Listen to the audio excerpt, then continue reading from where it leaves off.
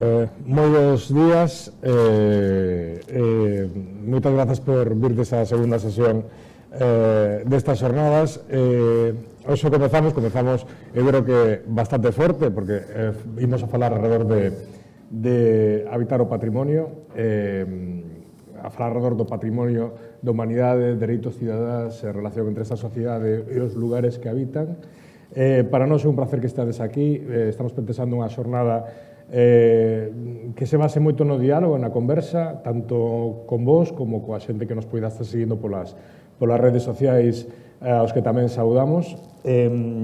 Temos tres participantes, non sei se chamarlle relatores, porque pensamos un pouco a mesa de forma un pouco distinta, pero sí, desde logo, conversadores, que son especialistas no ámbito no que traballamos. A sesión, a dinámica vai ser a seguinte: nos primeiro vou nos presentar para que os coñezades, logo íbamos ir coñecer, logo cada un deles pois fará unha breve intervención inicial na que coñeceremos un pouco as súas reflexións de partida.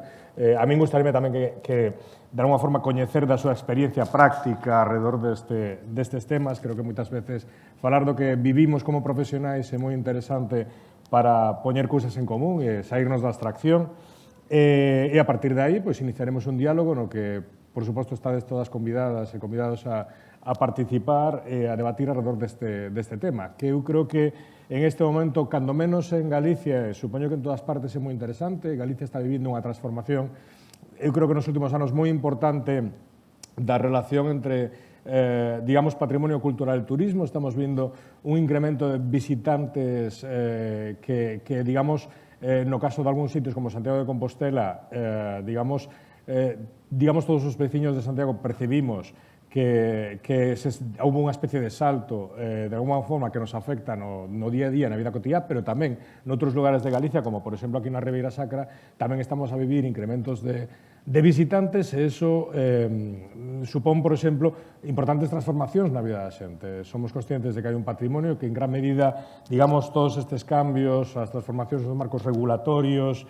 a maior conciencia cidadá alrededor do patrimonio cultural, o papel que teñen que desempeñar as administracións, como a regulación afecta en todos os aspectos que teñen que ver ca nosa vida cotiá, coas transformacións do territorio, do seu desenvolvemento. En este momento hai moitísimos debates abertos e que, ademais, creo que moitas veces rebasaron o ámbito dos especialistas e están no boca a boca da xente, de maneira práctica e no día a día. É dicir, desde o número de visitantes que chegan a un lugar a veces non pensado para acoller a tanta xente, hasta as posibilidades que hai de construción, transformación do espacio, do territorio. Estamos no día a día de un montón de debates. Entón, para iso, como dicía, temos tres expertos moi, digamos, que creo que achegan unhas perspectivas moi complementarias. A través de videoconferencia desde Euskadi temos a Maider Araña, que Maider serás a primeira en falar. Ela é directora da Fundación Baquetic, consultora internacional moi vinculada á resolución de conflitos, á transformación social. Ten traballado como asesora para organismos como a UNESCO. As súas últimas publicacións pois irán, para que vexades un pouco o seu perfil profesional, alrededor de cultura e desenvolvemento, patrimonio e dereitos humanos, e a súa última publicación, que ademais creo que é moi pertinente, é moi do momento, é Cambio Climático, a ameaza aos dereitos humanos. Aquí en sala tamén temos outros dos relatores, que estades vendo aquí o meu carón. O señor de pelo cano que temos aquí é Xosé Allegue, doutor arquitecto, unha persoa dunha dilatadísima experiencia profesional vinculada ao patrimonio cultural. Eu creo que todos os composteláns sabemos moi ben quen é o xefe da Oficina de Proxectos do Consorcio de Santiago, polo tanto, un enorme coñecedor do que o conxunto monumental compostelán e das súas problemáticas para a vida cotiá. Digamos, ademais, moi recoñecido e un pouco a voz de Santiago moitas veces nos foros internacionais alrededor de patrimonio cultural. Moitas veces é a voz da cidade por aí, co cual, para min, a verdade é que é unha enorme alegría que este aquí. E tamén temos a Laura de Miguel, que é a xefa de servizo de Patrimonio Mundial da Subdirección Xeral de Xestión e Coordinación dos Bens Culturais do Ministerio de Cultura e Deporte. É unha persoa tamén dun marcado perfil técnico vinculado á museografía, ten traballado en diferentes museos da rede estatal, en diferentes proxectos museográficos, alrededor de, digamos, do patrimonio cultural dos museos. Entón, feitas un pouco as presentacións, creo que podemos comezar. Imos comezar pois con Maider, que está desde o País Vasco nunha buhardilla moi bonita, polo que se pode ver. Maider, tes a palabra. Hola, bueno, buenos días. Siento mucho no poder estar ahí, pero bueno, es un día especial y complejo aquí familiar. De hecho, voy vestida con el traje regional característico y bueno, no me he podido acercar, ya lo siento. Ojalá el próximo año pueda acompañaros. Así que me toca abrir un poco la mesa. Bueno, Manuel nos planteaba algunos temas, he ido intentando perfilar algunas ideas y bueno, tengo la ventaja de al ser la primera, pues poder soltar, ¿no? Algunas reflexiones. Mi idea es más lanzar ideas que luego podamos compartir durante la mesa, pero bueno, yo comparto un poco lo que planteabas, ¿no? Que es un tema que cada vez está más presente. Yo creo que efectivamente cada vez se impulsa con mayor énfasis la participación de la comunidad, no solo en la gestión del patrimonio, sino en todo proceso público. Esto es una realidad. Y estos temas de participación, igualdad, no discriminación, pues es evidente que son claves, ¿no? Para garantizar unas políticas públicas con rostro humano y en las que todos realmente podamos estar más participados, más participadas, ¿no? Y en esto yo siempre creo que es importante de señalar, porque la gente de a pie tiene como una idea preconcebida de lo que es el patrimonio cultural, que en parte está basada en una realidad, pero es verdad que hay una mirada como arcaica, etcétera, cuando en realidad, pues, o sea, ya la Convención de Patrimonio Mundial de UNESCO, que sin lugar a dudas es una de las que ha marcado más las legislaciones nacionales y de otros rangos en nivel patrimonial a la escala mundial, pues ya en su artículo 5, en 1972, señalaba que el patrimonio cultural debía, y natural, nunca olvidemos que vienen ambos, debía tener una función en la vida colectiva. O sea, realmente esto se sabía en la teoría, pero es verdad que en la implementación pues no hemos estado exentos de, pues, de contradicciones, de problemas y de cosas que hoy tampoco vamos a poder mencionar, pero incluso en algunos casos de violaciones de derechos humanos de las comunidades circundantes de algunos bienes inscritos en la famosa lista de patrimonio mundial, ¿no? Y esto es una cosa cada vez más reconocida y que cada vez se previene mejor. Y es verdad que UNESCO ha ido asumiendo cada vez más compromisos en esta teoría, en esta materia, por ejemplo, el de las 5 Cs, ¿no? Esos 5 pilares de la Convención que en 2007 agregan la comunidad como último pilar, porque en su día fueron 4, esto también es significativo, y luego se añade la comunidad, porque se aceptaba que la protección del patrimonio sin el involucramiento o compromiso de la comunidad era una invitación al fracaso, ¿no? Y que lo que necesitábamos era como un poco generar más link entre la conservación del patrimonio y las necesidades humanas de la comunidad. El 40 aniversario de la Convención, ya hace 10 años, ya lo dedicó al tema del rol de las comunidades y ha habido otra serie de bueno, instrumentos, pero por ejemplo las directrices operativas, que es en la que todo el mundo se fija a la hora de, bueno, de resolver todas las dudas o ver cómo implementar la Convención, pues efectivamente en 2015 y en 2019 han hecho un importante impulso para visibilizar en diferentes partes de su articulado bueno, a la comunidad y a diferentes tipos de grupos específicos, como pueden ser pueblos indígenas u otros, ¿no? Pero es verdad que si bien cada vez vemos más una respuesta en estos espacios patrimoniales a poder abrir puertas hacia la participación de la comunidad, la realidad es que seguimos todavía teniendo una participación muy, no voy a decir necesariamente superficial, pero sí es una participación que sobre todo asiste, no es una participación real que esté participando en la toma de decisiones. Y muy a menudo seguimos confundiendo desde el ámbito patrimonial, desde los profesionales, entre los que me incluyo en ese error, muy a menudo confundimos a los stakeholders o aquellas personas con las que tenemos que establecer relaciones privilegiadas de algún modo, como puede ser, por ejemplo, la universidad, por poner un ejemplo, o asociaciones en materia patrimonial pueden ser otro ejemplo, junto, y a veces mezclamos eso con la verdadera comunidad, que en realidad son titulares de derecho. Muchas veces son personas que viven incluso dentro de los propios bienes. Quizá esto no es algo tan común en el Estado español, pero bueno, cada vez se ve más porque cada vez estamos inscribiendo bienes no tan específicos, no un específico monumento, una iglesia, sino estamos escribiendo cascos históricos o paisajes culturales que realmente integran mucho más territorio y, por tanto, también viviendas de personas, ¿no? Entonces, una de las cuestiones que a mí me gustaría manifestar es cómo necesitamos cambiar nuestro enfoque hacia esa mirada de titulares de derechos. Siendo realistas, no vamos a hacer cambios radicales. Nosotras no somos siempre expertas en participación de la comunidad y no siempre nuestras fórmulas de gestión lo van a habilitar, y todas tenemos que aprender en estos procesos. Pero es verdad que necesitamos hacer cambios e ir caminando hacia una participación efectiva, ¿no?, de la comunidad.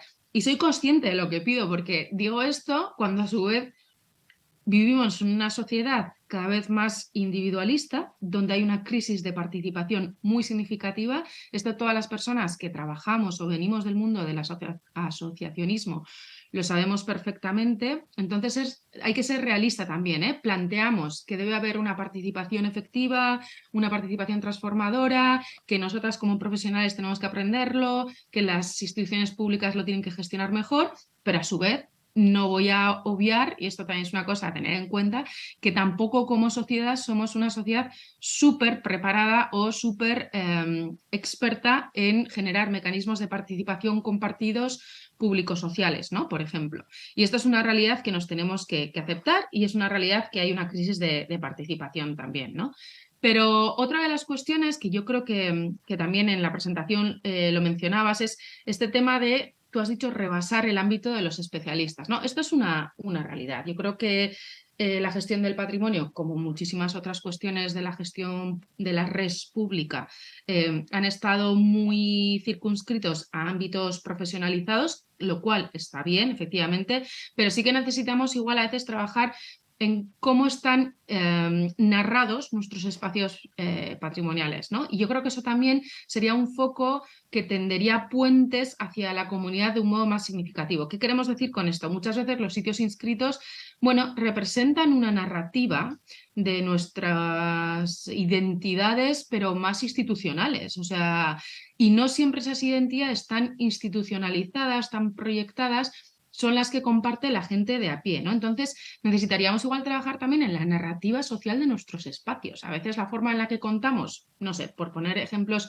más lejanos, yo qué sé, pues la época romana no siempre está ni siquiera vinculado con las problemáticas que tenemos hoy en día en nuestro entorno, ¿no? Digamos, si por ejemplo en una ciudad donde vivimos hay una situación en la que se están viendo problemas, por ejemplo, de convivencia entre personas de diferentes orígenes por una llegada migratoria nueva en estos últimos años, estoy convencida de que podríamos buscar en la época romana ejemplos de narrativas en torno a la migración, el traslado de población, etcétera, que podrían vincular y podrían ayudarnos. Estas narrativas no necesariamente son nuestra especialidad, y tenemos que empezar quizá eso, a plantearlo también desde los enfoques de qué narrativa social y también cómo nuestros patrimonios deberían ser espacios para ayudarnos a hacer visible lo invisible, ¿no? Y en esto, por ejemplo, pues una de las características más evidentes que cada vez se escucha más es el tema, por ejemplo, de la igualdad de género, la participación o la visibilización de dónde estaban todas las mujeres cuando sucedió todo aquello.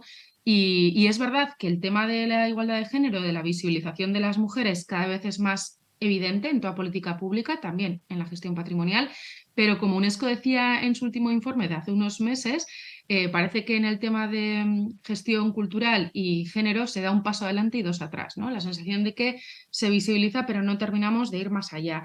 Y hablando de invisibilización de grupos poblacionales, por ejemplo, bueno, quienes me conocen saben que suelo mencionarlo, uno de los ejemplos que a mí me gusta siempre mencionar es, por ejemplo, el tema del pueblo gitano, ¿no? O sea, es una de las poblaciones más significativas que hay en toda Europa, y sin embargo es muy difícil encontrar realmente sitios inscritos en ningún listado de patrimonio, ni internacional ni local, que realmente represente, por ejemplo, al pueblo gitano, o que la narrativa hacia el pueblo gitano no sea sesgada o discriminatoria incluso, ¿no? Otra idea podría ser lo de los migrantes, ¿no?, que ya hemos también en parte mencionado. En tus preguntas, ¿no?, para preparar esta mesa, planteabas también el tema de cómo dar sostenibilidad a estos espacios. Es difícil, yo creo que, bueno, igual quizá alguien más de la mesa tiene respuestas más contundentes, pero a mí siempre me sale plantear, ¿no?, que igual lo que nos está faltando es darles un uso real a nuestros espacios patrimoniales en nuestra sociedad actual, ¿no? Y no se trata de abrirlos totalmente y que se hagan ahora after hours en nuestros espacios patrimoniales, no, no es eso, pero efectivamente durante muchos años nos hemos centrado más en aspectos de conservación pura y dura o en aspectos de promoción del turismo que tú mencionabas, y que seamos realistas, han separado a la comunidad de estos espacios, ¿no? En nuestros sitios patrimoniales hoy en día es difícil, por ejemplo, encontrar días diferenciados para la comunidad local solamente, ¿no? Pero en algunos otros espacios, muy pocos, se empiezan a ver estas iniciativas que, ¿por qué no? O sea, es un poco como diferenciar, ¿no? O sea, ¿los turistas tenemos derecho a entrar en estos espacios? Bueno, yo no sé si diría que es un derecho, pero efectivamente es una posibilidad que está ahí, es una posibilidad por la que encima pagamos, ¿no? Para acudir a estos espacios, pero la pregunta es, ¿la comunidad local sí que efectivamente tendrá derecho a participar en su patrimonio, ¿no? Entonces, en ese sentido, sí que sería interesante incluso plantearnos, ¿por qué no?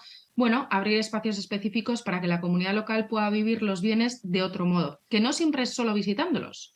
O sea, puede ser que, no sé, determinadas asociaciones necesiten un espacio específico que pueda ser también dentro de nuestro recinto patrimonial o que, bueno, darle otros usos, ¿no? Entonces, yo no tengo respuestas tampoco claras y contundentes, pero sí que tengo la sensación de que necesitamos darle a los espacios patrimoniales un uso real en nuestra sociedad actual, ¿no?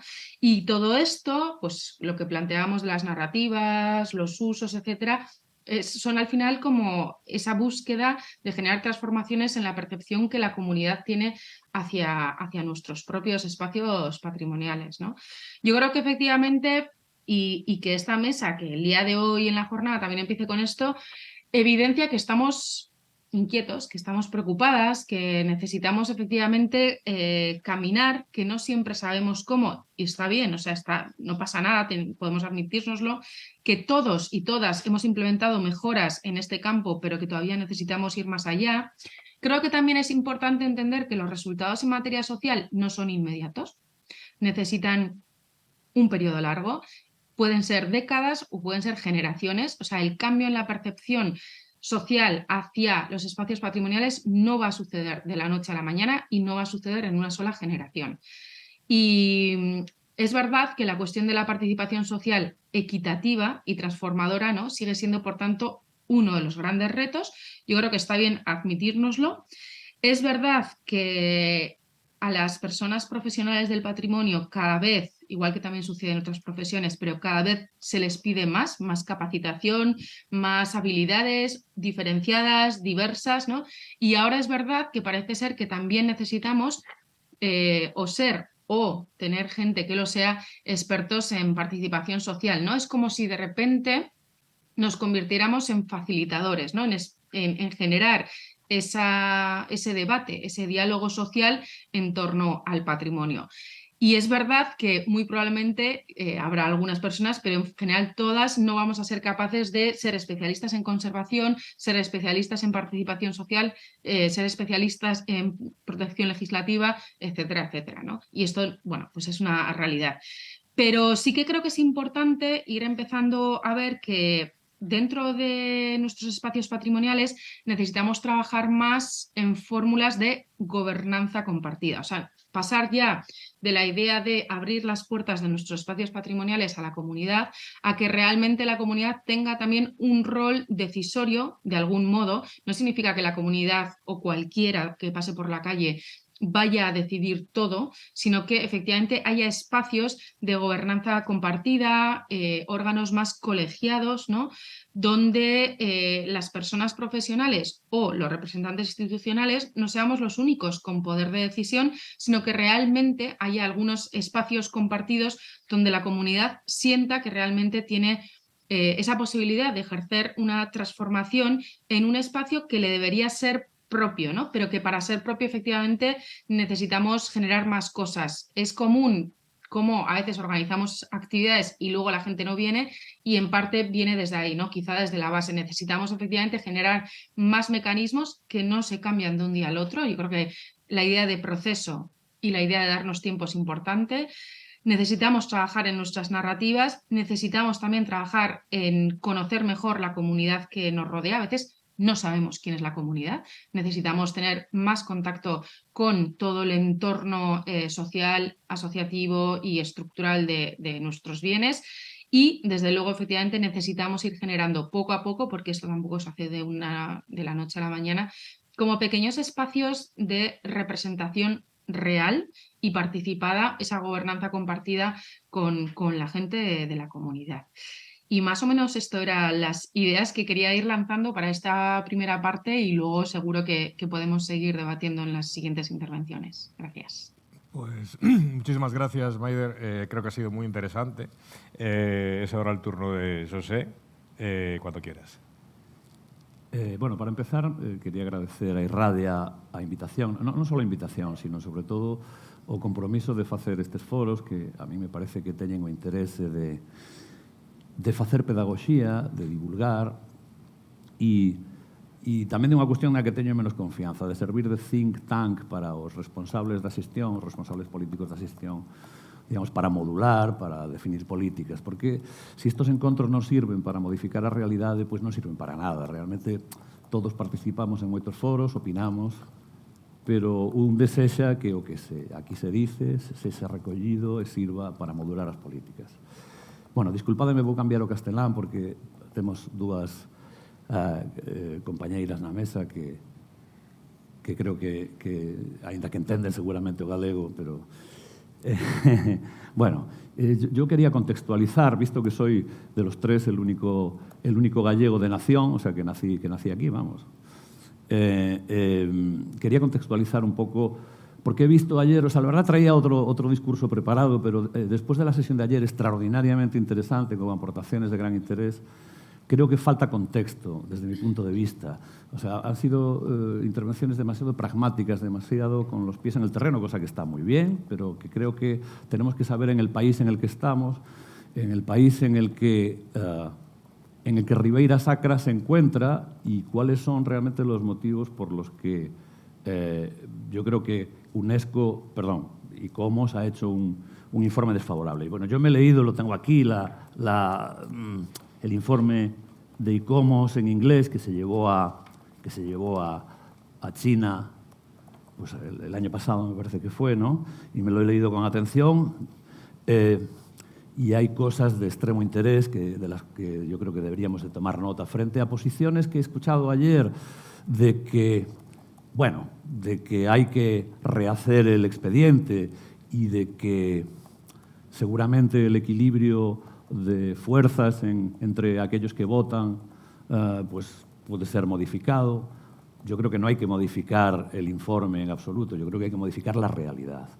Y por eso quería contextualizar. O sea, la Galicia que tenemos hoy, insisto, y la Ribeira Sacra que tenemos hoy, yo creo que desde este monte fuerte en el que nos encontramos no hay más que asomarse a esta ventana, yo desde la habitación, aquí, asomarse a la ventana y observar el inmenso caos urbanístico y territorial que nos rodea, que evidentemente tiene unas causas y que, bueno, tampoco me voy a poner, yo soy urbanista, tampoco me voy a poner ahora a pormenorizar, pero es evidente que hay un alto grado de desregulación, hay muy poco respeto al patrimonio, ha habido una gran destrucción del patrimonio, no solo del patrimonio histórico, monumental, sino también del patrimonio civil, porque la arquitectura popular también es patrimonio, ¿no? Y, bueno, Maider, tú no te puedes asomar a la ventana, pero Monforte es un caos, es un caos. La parte histórica, yo recuerdo hace 30 años que me invitó el entonces alcalde a dar una charla aquí abajo, no recuerdo ahora, en un salón de actos, sobre cuestiones de rehabilitación. Y bueno, yo había estado ya en Monforte, pero haciendo una visita más en pormenor de lo que era el centro histórico de Monforte, pero era desolador, o sea, un 90% de las viviendas vacías, un 80% de las viviendas en ruinas, lo poco que queda, ¿no? Ya digo, un país desregulado y que ha cedido históricamente a los pequeños intereses privados propios de la gobernanza caciquil, ¿no? Galicia es un país que, insisto, hay un paralelismo con Ribeira Sacra en el que luego entraré, porque si tienen ustedes teléfonos móviles ahora ahí, yo les invitaría a escribir, cosa que he hecho yo ayer, básicamente ayer, ¿no? A escribir pérdida de población en Ribeira Sacra. No sé los municipios ahora que son, lo leí, ¿no? 21 municipios, creo, ¿no? En los 21 municipios de Ribeira Sacra, entre 2005 y la actualidad, ¿no?, ha habido una pérdida de población global, ¿no?, entre los 21 municipios de 1.000 habitantes anuales, ¿no?, un 3,8% anual. O sea, de los 70.000 que había en 2005, hay ahora menos de 60.000. Yo haría una invitación a preguntarnos por qué. Aparte del diagnóstico que quiero hacer en primera instancia del país y también de Ribeira Sacra, también quiero ser propositivo, O sea, yo tengo soluciones para todo. Es decir, quiero luego hacer propuestas al respecto porque las hay y deben ser hechas, ¿no? Los diagnósticos yo creo que en realidad están hechos. Lo que pasa es que yo creo que los obviamos, o al menos en la sesión de ayer han sido obviados. Galicia, insisto, es un país en el que se está perdiendo 10.000 habitantes por año desde hace 40 años hasta hoy. 10.000 habitantes por año. Y el proceso continúa. El Instituto Galego de Estadística hace una prognosis para los próximos 25 años de un proceso idéntico de pérdida de población. No solo de pérdida de población, sino también de envejecimiento y de inversión de la pirámide poblacional. Bueno, ustedes me dirán qué tiene que ver esto con el patrimonio y con la gestión patrimonial, el patrimonio mundial y los derechos ciudadanos. La pérdida de población y el envejecimiento es un síntoma, evidentemente. Es un síntoma de un país sin demasiadas esperanzas vitales, ¿no? Galicia es un país en el que ha habido una desregulación absoluta desde el punto de vista de la ordenación territorial. Y digamos que en esa desregulación se ha permitido que el eje atlántico, es decir, todo lo que rodea la autopista del Atlántico, que se inició pues, en los últimos años del franquismo con una gran respuesta popular y que para mí ha sido el mayor drama que ha sufrido el país en relación al futuro de la ordenación y del equilibrio territorial, el mayor drama, y lo sigue siendo.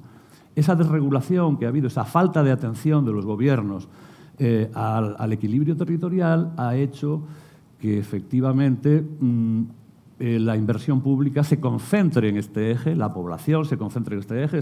Sabemos todos los gallegos que en torno al 70 y tantos % de la población se concentra en el apenas 30% del territorio ligado a esta franja atlántica. Y por lo tanto, ¿qué pasa con la Galicia interior? Y aquí entramos en lo que significa la Ribeira Sacra, ¿no? Porque estamos, digamos, estoy tratando de acercarme a Ribeira Sacra desde el contexto global.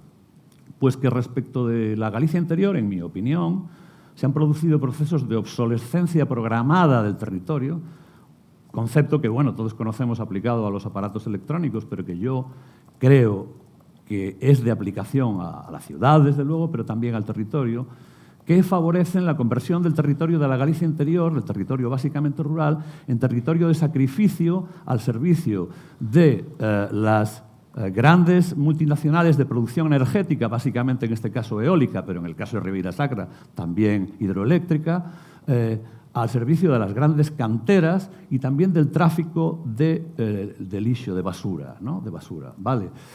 Claro, en este proceso ocurre que comarcas como el Caurel han perdido en los últimos 30 años su 50% de la población, por ejemplo, ¿no? Pero en el caso de Ribeira Sacra, les invitaba a mirar en sus teléfonos móviles, pues como he dicho, los 21 municipios siguen perdiendo 1.000 habitantes por año, ¿no? Que sobre un total de 70.000 iniciales en 2005, pues resultan cifras absolutamente dramáticas. Entonces, claro, en este sentido, hablar de patrimonio mundial a mí me parece, me da la risa, ¿no? ¿Cómo quieren que les diga? Creo que hay prioridades, ¿no? Si no hay alternativas vitales para que la gente pueda vivir en esta comarca, porque en definitiva, ¿cuál es el trabajo de la ordenación del territorio? La ordenación del territorio no es un concepto abstracto, implica favorecer una cosa que, extrapolando un concepto del año 73 de Henri Lefebvre, el geógrafo francés que escribió aquel libro de Derecho a la ciudad, yo utilizo mucho en mis charlas y en mis artículos el concepto de derecho al territorio. Y evidentemente el derecho al territorio tampoco es una entelequia. El derecho al territorio está hecho de pequeños derechos. El derecho a la democracia espacial, a la libertad de escoger, al derecho de escoger el lugar donde se puede vivir, porque la nación es el lugar donde se nace. Y yo creo que el derecho a la nación es el derecho a vivir donde se nace, a trabajar dignamente donde se nace, a vivir dignamente donde se nace, a disfrutar y tener ocio donde se nace, a tener una movilidad sostenible donde se nace, a tener un derecho a vivienda satisfecho donde se nace, ¿no? A poder vivir en un país donde el patrimonio, y ahora entro en el concepto de patrimonio, pueda, digamos, facilitar determinadas sinergias, ¿no?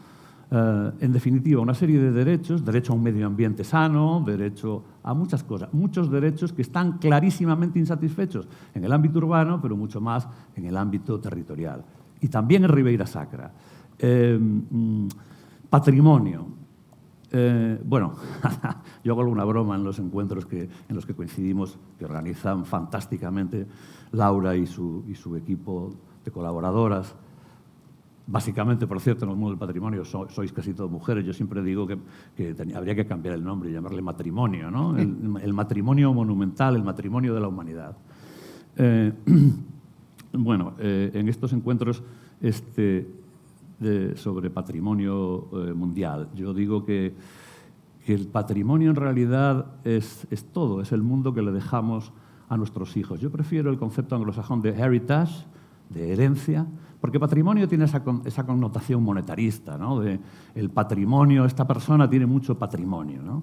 A mí el concepto de heritage me gusta porque es básicamente el patrimonio, es el mundo que dejamos una generación a la siguiente, nosotros a nuestros hijos y a nuestros nietos.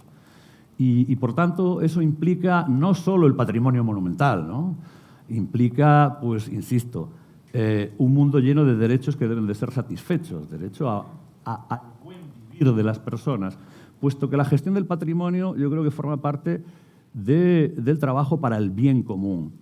Bueno, son conceptos y para el interés público, si se quiere, según los autores a los que hagamos referencia, ¿no? Yo creo que estos conceptos de bien común, interés público, etcétera, buen vivir, están un poco perdidos de vista, ¿no? Y yo creo que hay que recuperarlos, ¿no? Yo quiero dejar a mis hijas un mundo mejor del que he vivido yo, ¿no?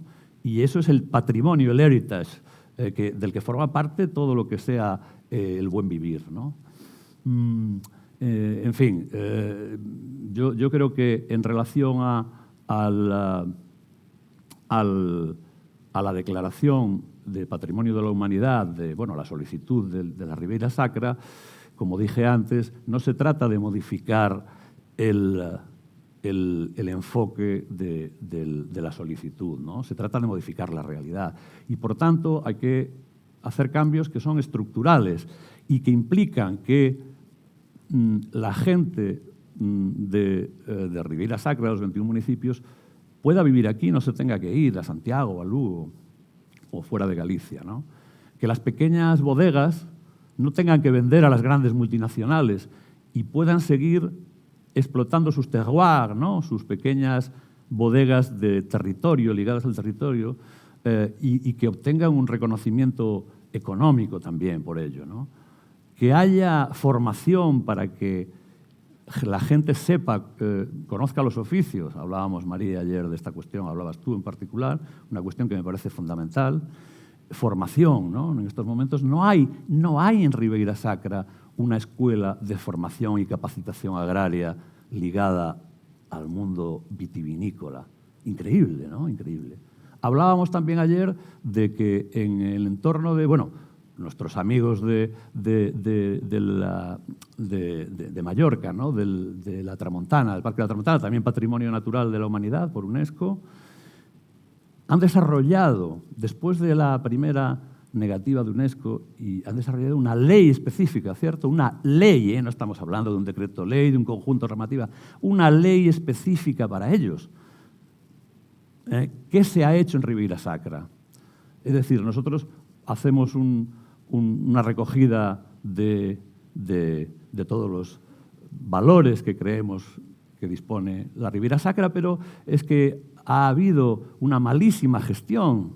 No ha habido instrumentos específicos que ayudaran a fijar población y a reconocer el trabajo heroico de toda la gente que trabaja en la vitivinicultura, pero en la vitivinicultura, pero también tampoco se han abierto nuevos campos, porque hay todo un capital territorial, concepto que manejan los geógrafos, que está absolutamente despreciado.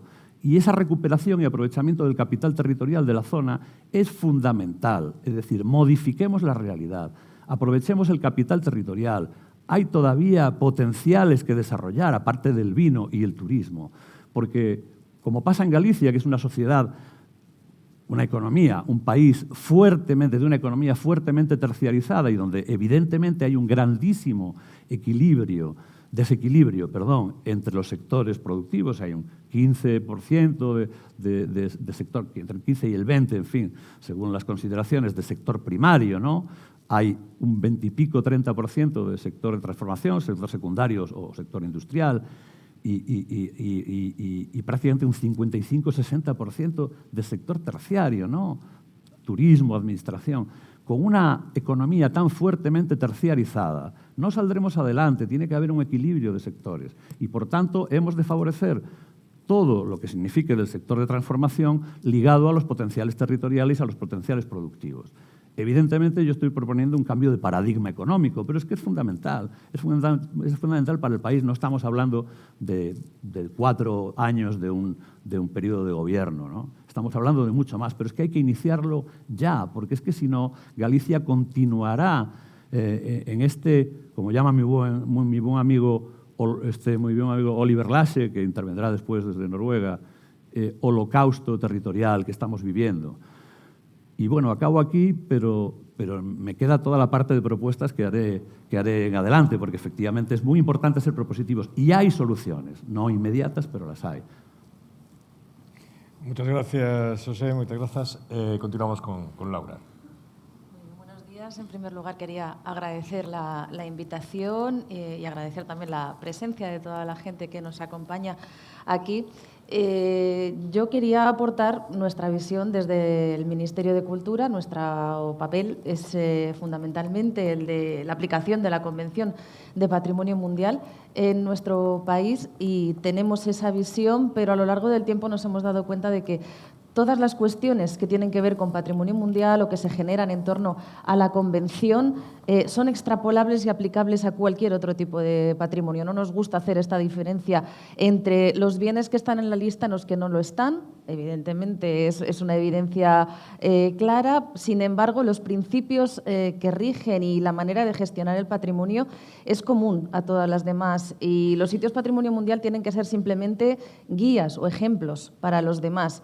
¿Que tienen un estatus reconocido? Bien, de acuerdo, pero no es lo más importante. Lo importante es cómo se gestiona el resto del patrimonio, que es muchísimo más amplio, muchísimo más grande, y que merece una gestión adecuada y una atención por parte de las administraciones o de todos los actores que intervienen en ello. Por tanto, nos gusta poner la Convención como ejemplo o como documento que cataliza después muchos otros principios.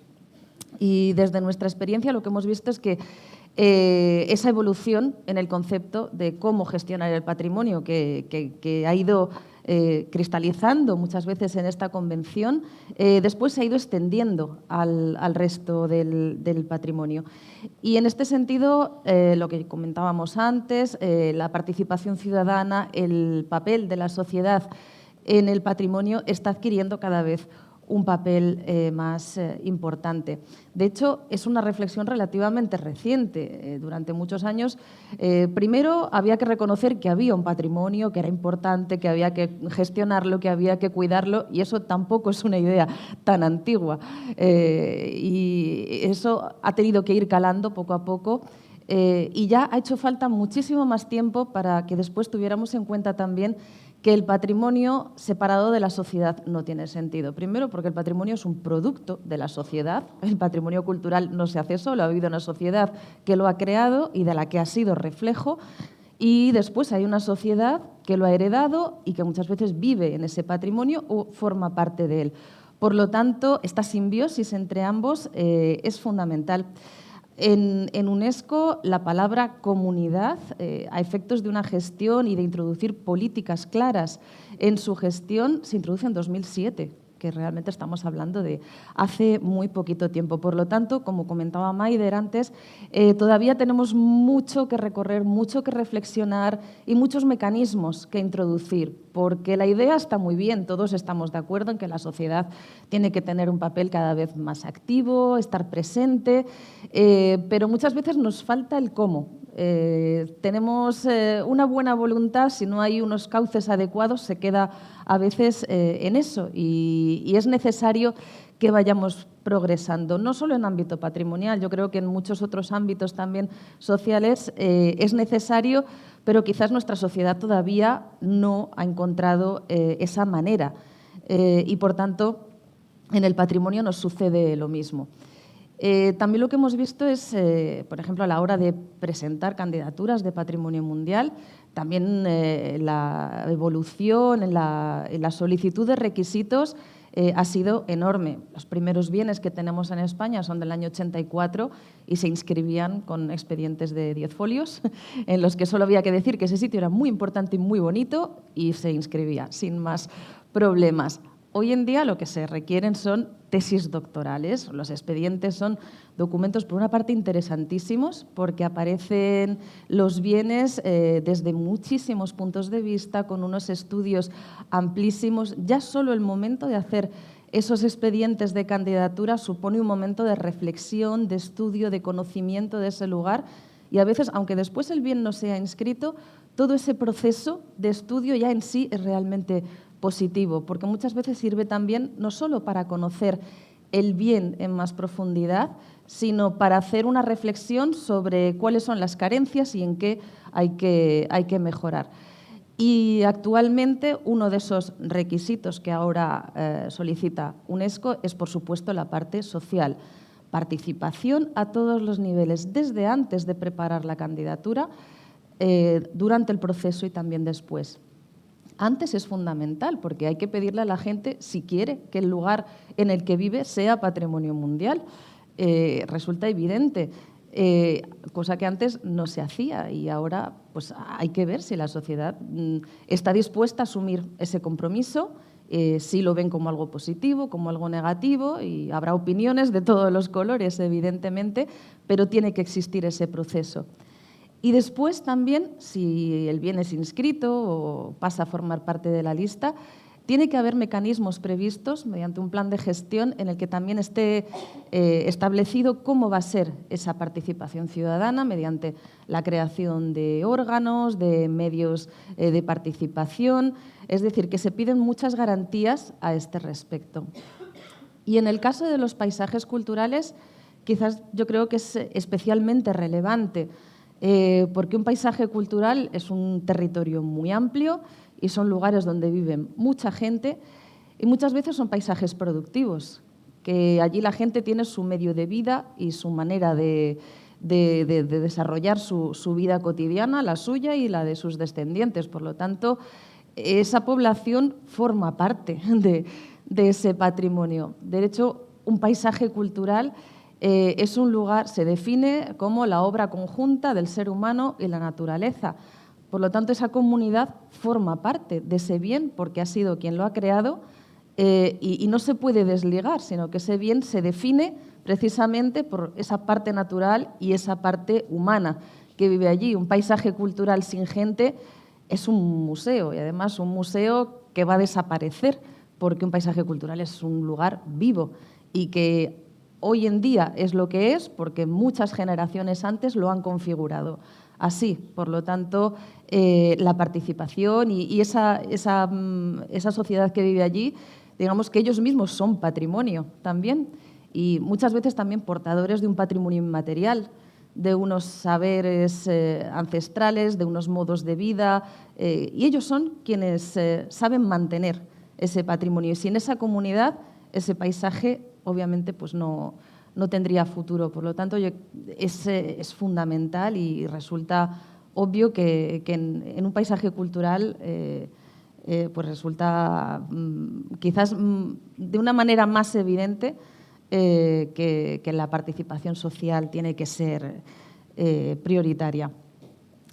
Y bueno, también es importante hablar de sociedad referida a otro tema también del que cada vez se habla más en el mundo del patrimonio, que es la sostenibilidad. Sostenibilidad en su definición clásica es la sostenibilidad económica, medioambiental, pero también social. Y esa tercera pata social es donde interviene. Y evidentemente la sostenibilidad social es aquella en la que la sociedad juega un papel activo, pero también el patrimonio es una parte activa de ese desarrollo.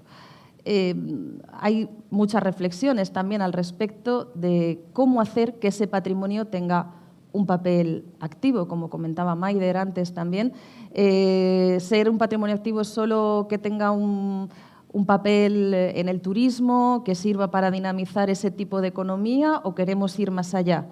Y el patrimonio puede ser parte de esa solución en territorios a veces desfavorecidos y en los que ese patrimonio que existe ahí desde hace tanto tiempo tiene que seguir jugando un papel primordial. Pues una vez más, creo que todos estamos de acuerdo en que efectivamente tiene que ser así, pero el cómo no es fácil, también porque cada territorio y cada lugar son únicos y las soluciones son trajes a medida.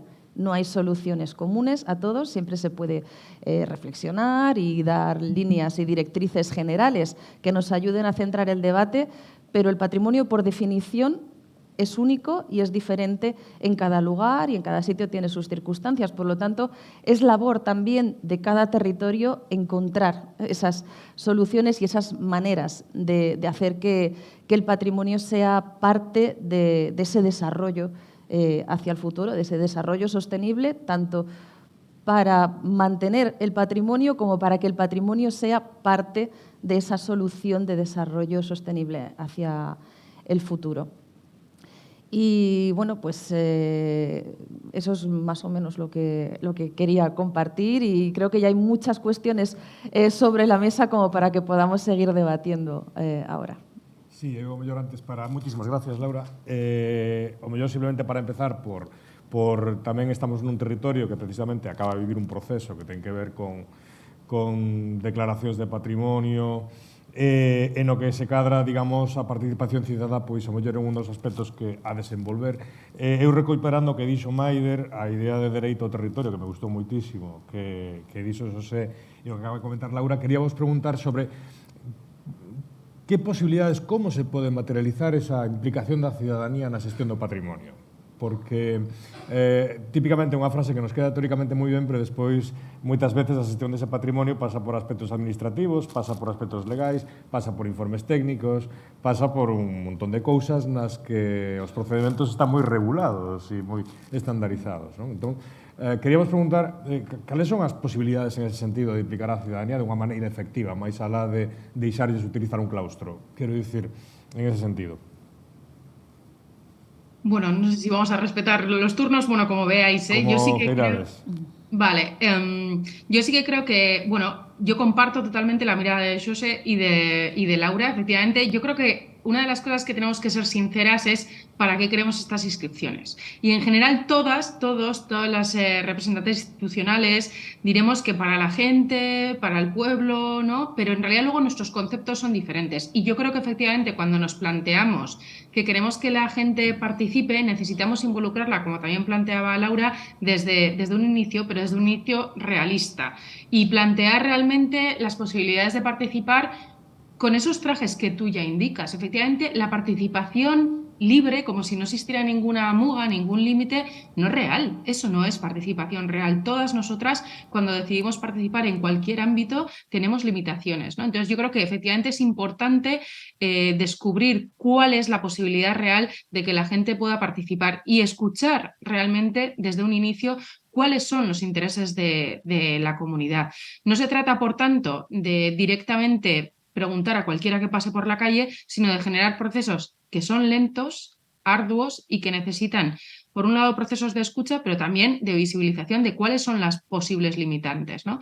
Pero yo sí que comparto esta idea de que las inscripciones deberían ser útiles si nos sirven para un fin, ¿no? Y yo creo que se ha mencionado también, yo valoro mucho efectivamente esos espacios que ven estas posibles declaratorias patrimoniales no como un resultado o un fin que luego nos sirve para tener unas vallas publicitarias que atraigan al turismo, sino con una idea de un proceso, de una gestión realista, de una gestión participada.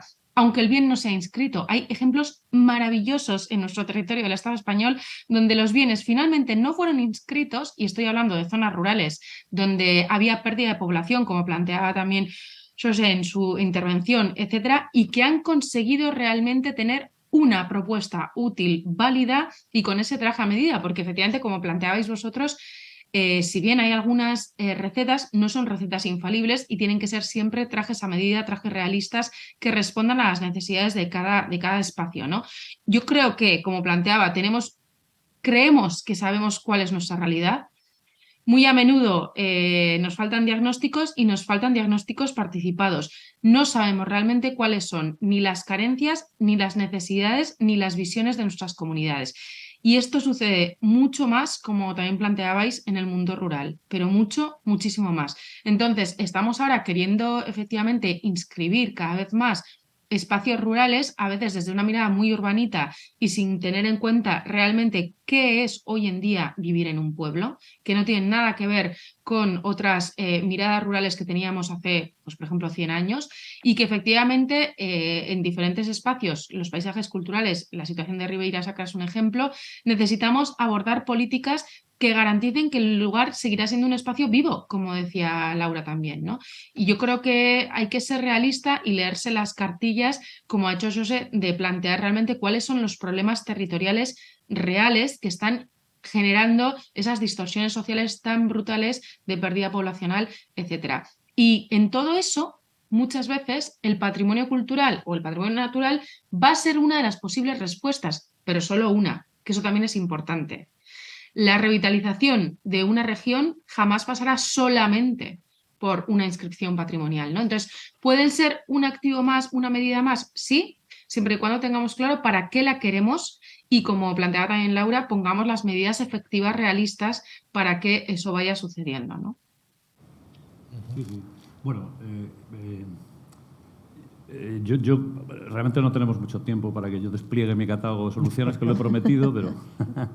Me parece eso chiste de col ese. Para la semana hablaremos del gobierno. Del gobierno, sí. Bueno, para el próximo. En el próximo continuamos con las propuestas.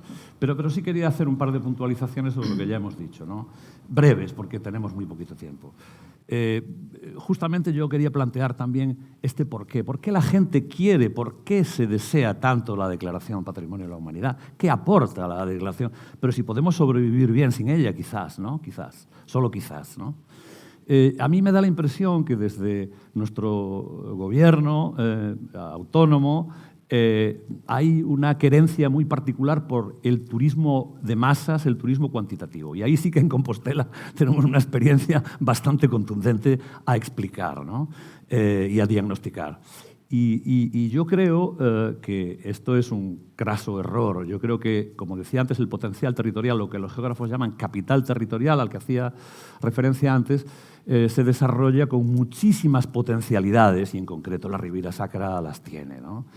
Estaba recordando, bueno, recuerdo siempre que me toca hablar sobre turismo y patrimonio, una frase de Harold Goodwin, que es un asesor externo de la OMT, de la Organización Mundial del Turismo, que dice respecto de las ciudades, pero que, insisto, yo lo extrapolo al territorio, dice: una ciudad buena para visitar es una ciudad buena para vivir.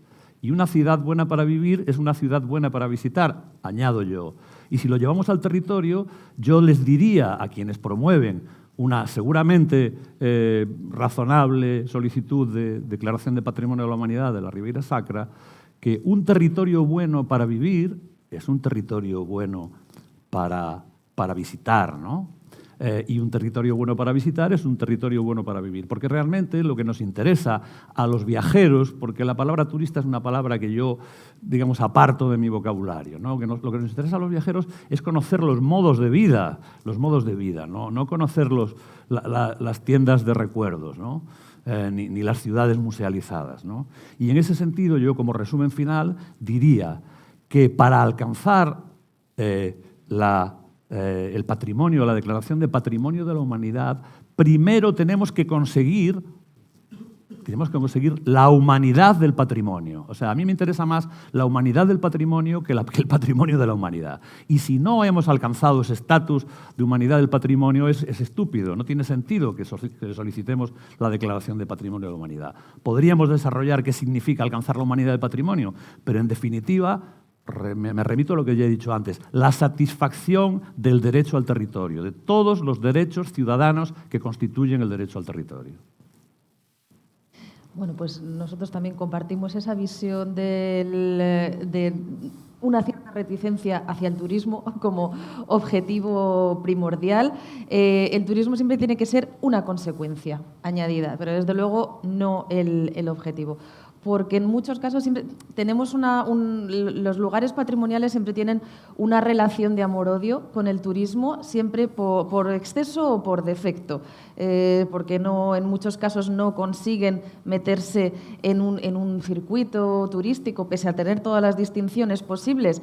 Hay lugares que todavía tienen mucho trabajo que hacer ahí y lugares donde obviamente el turismo se convierte en un problema, incluso de convivencia, de conservación, y de eso tenemos también muchos ejemplos.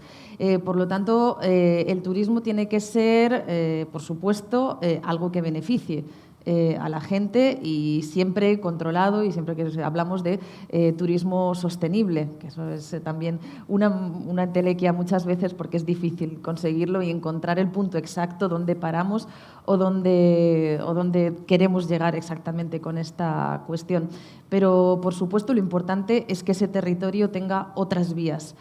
No puede haber lo que muchas veces se llama monocultivos del turismo, porque es muy frágil. Y lo hemos visto ahora durante la pandemia, que lugares que dependían excesivamente del turismo se han quedado sin recursos de un día para otro. Por lo tanto, a nivel de desarrollo económico de un lugar, por supuesto, que tiene que estar lo más diversificado posible dentro de sus posibilidades para que si una vía falla pueda haber otra. Y, por lo tanto, tiene que haber, como decía Maider, muchas políticas actuando al mismo tiempo, y el patrimonio es solo una de ellas. No puede ser el punto fundamental en el que se base todo, sino que el patrimonio tiene que estar dentro de una planificación mucho más amplia, con muchísimos más sectores, y que cada uno aporte lo suyo, y a ser posible de manera coordinada o armónica, porque a veces también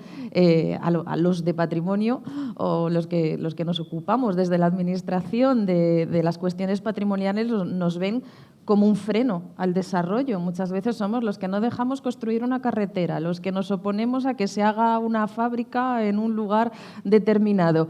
Y todavía hay mucha percepción de que el patrimonio no solo no aporta, sino que resta al desarrollo. Entonces, bueno, ahí está nuestro trabajo también en cambiar esa percepción, porque nosotros sí que creemos que hay una manera de hacer compatibles el desarrollo económico con el desarrollo del patrimonio y su conservación. No es frenar, es simplemente pensar más, trabajar más y buscar soluciones en las que al final todos estemos contentos, que tampoco es fácil. Bueno, aquí ando creo que tamén para abrir un pouco o debate ao público, para que queira participar e comentar calquera cuestión ao respecto. Sí, aí na primeira fila.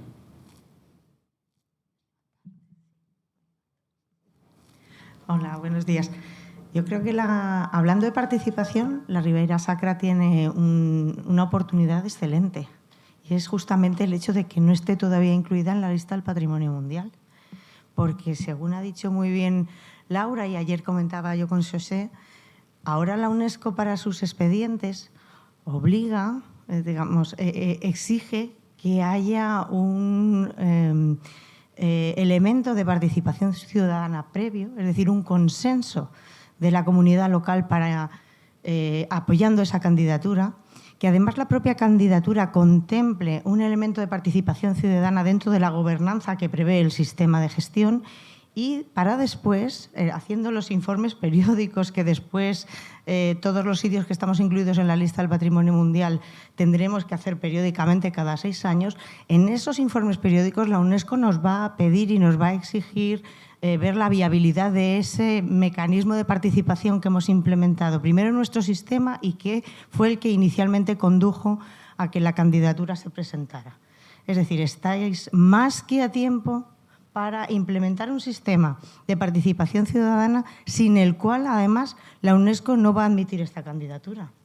Otros sitios que, como bien ha dicho Laura, en su momento, desde 1984, presentaban 10 papeles y automáticamente estaban incluidos en la lista, ahora tienen el gran problema de ver cómo implementan un sistema participativo. Pero vosotros, en particular, tenéis una gran oportunidad, solo por el hecho de no estar todavía en la lista del Patrimonio Mundial, porque en la candidatura, desde antes, en la elaboración y luego después, vais a tener que tener ese sistema de participación de una manera obligatoria. Con lo cual, creo que más que un problema va a ser una oportunidad para que la comunidad local sea sí o sí participe en la gobernanza del sitio. Y bueno, os animo desde luego a aprovecharla, porque va a ser la manera de poner a las comunidades locales y a sus intereses dentro del desarrollo sostenible de la Ribera Sacra de aquí al futuro. Gracias. María, yo sobre esto que acabas de decir, que me parece de extraordinario interés, desde luego, y evidencia una oportunidad que yo creo que será aprovechada, quería decir que no solo se trata de establecer mecanismos de gobernanza participativa, es decir, de gobernar con las personas, ¿no?, sino sobre todo de gobernar para las personas, que es una cuestión muy distinta, porque los procesos participativos, como decía Jaime Lerner, arquitecto que fue alcalde de Curitiba, la ciudad brasileira del estado de Santa Catarina, hace muchísimos años, en un libro que se llamaba Acupuntura Urbana, decía que no se trata de consultar a las personas, sino de establecer contextos que favorezcan el entendimiento de las personas de lo que los políticos gestionan. Más o menos venía a decir esto, la frase era más afortunada de la que yo he reproducido. Y esto es muy, muy importante, porque yo creo que si los gobernantes no tienen conciencia de lo que es el bien común y para quién gobiernan, entonces no son buenos gobernantes. Estamos en este sentido... Sí, estaba pensando yo en el tema este del despotismo ilustrado, ¿no? Sí. Bueno, al menos el despotismo, si es ilustrado, ya hemos conseguido, ¿no?, algo, ¿no? Porque muchas veces tenemos democracias absolutamente desilustradas, Entonces, bueno, en ese sentido, yo creo que es muy interesante que los gobernantes sepan para quién gobiernan, que tengan una conciencia de lo que es el bien común o el interés público, como ya he dicho antes, ¿no? Y esto, lamentablemente, no solo no siempre sucede, sino que sucede muy pocas veces porque, hay un fenómeno que hay un politólogo norteamericano que se llama Schaeffer, que en el año 93 desarrolló el concepto de captura de las políticas. ¿Qué significa la captura de las políticas? Que los grupos de poder, las grandes multinacionales, en este caso hablaba yo de la obsolescencia programada al servicio de las multinacionales energéticas y mineras, estos grupos secuestran la capacidad del aparato legislativo de los gobiernos para que se legisle a medida a sus intereses, ¿no? ¿Verdad? Y por tanto se está produciendo un fenómeno de corrupción legal, ¿no? Y este es el más brutal mecanismo de corrupción del aparato del Estado, la captura del aparato legislativo. Y esto ocurre de hecho, ocurre en los ayuntamientos, ocurre en los gobiernos autónomos, ocurre incluso en los gobiernos del Estado, ¿no? Y, por tanto, insisto, que no es tan evidente que se gobierne con sentido de lo que es el bien común, porque habitualmente se gobierna para los grandes intereses que, por otro lado, son financiadores de los propios partidos políticos, ¿no? Y esto es así, no lo digo yo, lo han dicho numerosísimas sentencias judiciales desde el 78 hasta aquí, Es decir, que no estoy aquí haciendo ninguna declaración extraordinaria.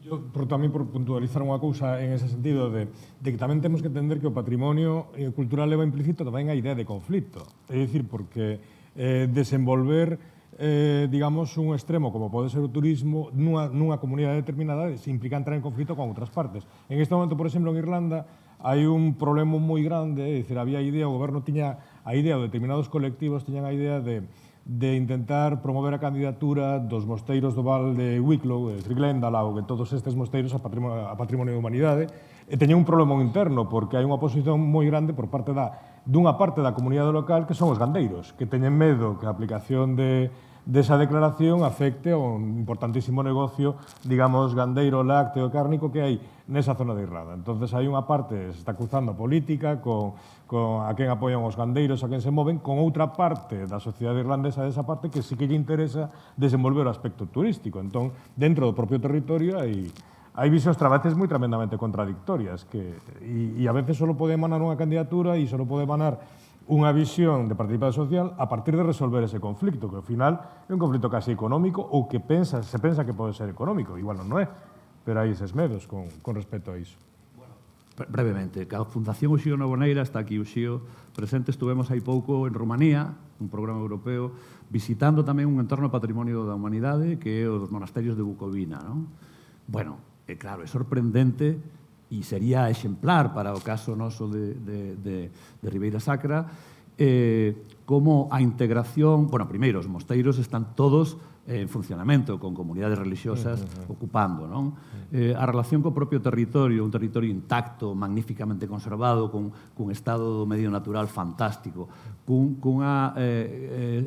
sector primario activo, é dicir, bueno, a ver, falo de todo o que se pudo ver na visita, non? Evidentemente, claro, nada que ver co que ocorre aquí, con moi poucos impactos. É certo que Rumanía é un país menos desenvolto económicamente, onde o capitalismo introduciu menos contradiccións que aquí, non? Pero en ese sentido, bueno, ese valor universal excepcional que demanda UNESCO, claro, ali claramente se conserva, porque é universal, dende logo, e é excepcional, é unha excepción, non?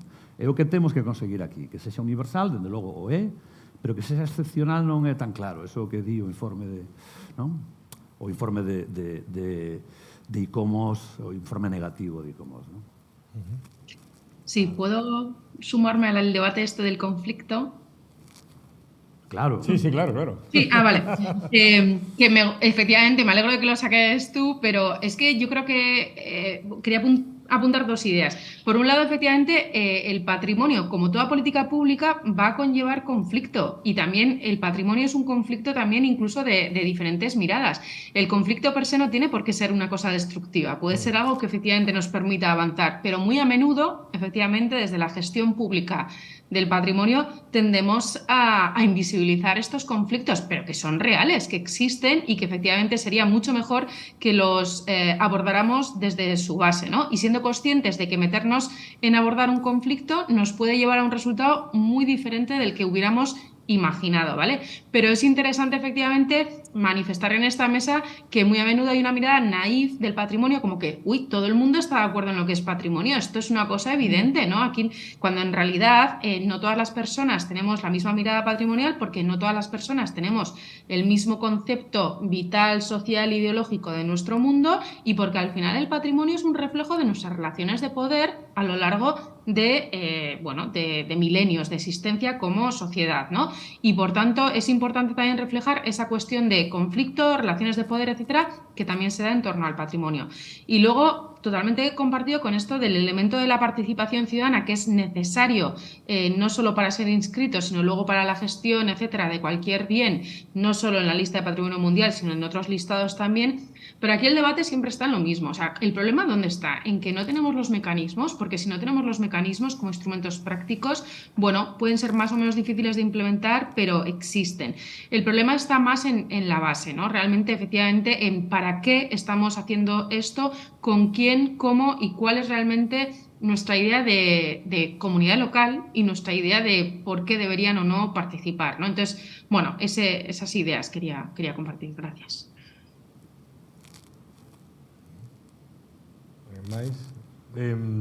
Como podemos? Eu vou resaltar porque son un poquinho, porque ao final a participación cidadá que efectivamente se está exixindo cada vez máis, pero claro, as decisións de acordo con a nosa estrutura legislativa e administrativa non son tomadas por eles habitualmente. É dicir, Falamos de que son os propietarios dos dereitos, pero unha apropiación, digamos, casi unha licencia poética. En realidad, os propietarios non son eles, na maior parte dos casos, son outras entes, son entidades, institucións, terceiras persoas. Entón, como podemos levar a participación cidadá máis alá das festas rituais? É dicir, como podemos construir eso dunha maneira máis efectiva na que a xente poida tomar decisións efectivas dentro do entorno no que estamos, que é un entorno que ten tamén garantías, é dicir, non sei se me explico. Porque a parte aí está, para min esta parte, estamos rematando, pero para min está, a hora de falar de participación cidadá máis alá de cuestións folclóricas ou de facer unha asamblea e que contarlles o que vamos facer e que digan se lles parece ben ou mal, que igual é que temos que tratar tamén a sociedade como adulta e ver de que forma poden ir un pouco máis alá. Sí, efectivamente, eso es a lo que se tiende y a lo que intentamos ir. Porque no se trata solo... Primero, se estaba en la fase de informar, que ya era un paso adelante, pero ahora evidentemente hay que tener en cuenta no solo los puntos de vista, sino también las aportaciones que haga la sociedad. No puede ser un mero agente pasivo, sino que hay que escucharles y que además ellos también propongan soluciones y sean parte de esa decisión. Y también con la complejidad que la sociedad no es un ente único, con una mentalidad única, que dentro de la sociedad hay una pluralidad de visiones enorme y ahí está la cuestión, está lo complejo, porque eso es lo que hay que manejar. Evidentemente, si fuera una unidad sin resquicios, sería mucho más fácil tenerlo en cuenta. La cuestión es cuando hay muchas sensibilidades, muchas situaciones y muchos intereses diferentes que hay que intentar compaginar. Ahí está lo difícil y también lo apasionante de la gestión del patrimonio desde las instituciones. Y efectivamente hay que escuchar todas estas cuestiones y una vez teniendo toda esa información sobre la mesa, pues quizás entre todos elegir la solución a veces menos mala, porque desde luego nunca va a haber una solución con la que todo el mundo esté contento y las soluciones de compromiso son las que no dejan contento a nadie, pero son las menos malas dentro del conjunto. Sí. Pois estamos xa no tempo, quedaron tamén moitísimas cousas no aire que podíamos discutir, pero para isto, para despois seguir falando nos cafés, que para que valen estas mesas tamén, moito. Moitísimas grazas a todos vostedes por asistir e por participar, tanto a xente que está desde internet como a xente que está aquí presencialmente. Gracias aos nosos relatores e a Rede Crea por crear este espazo de debate e de conversación. Moitísimas grazas.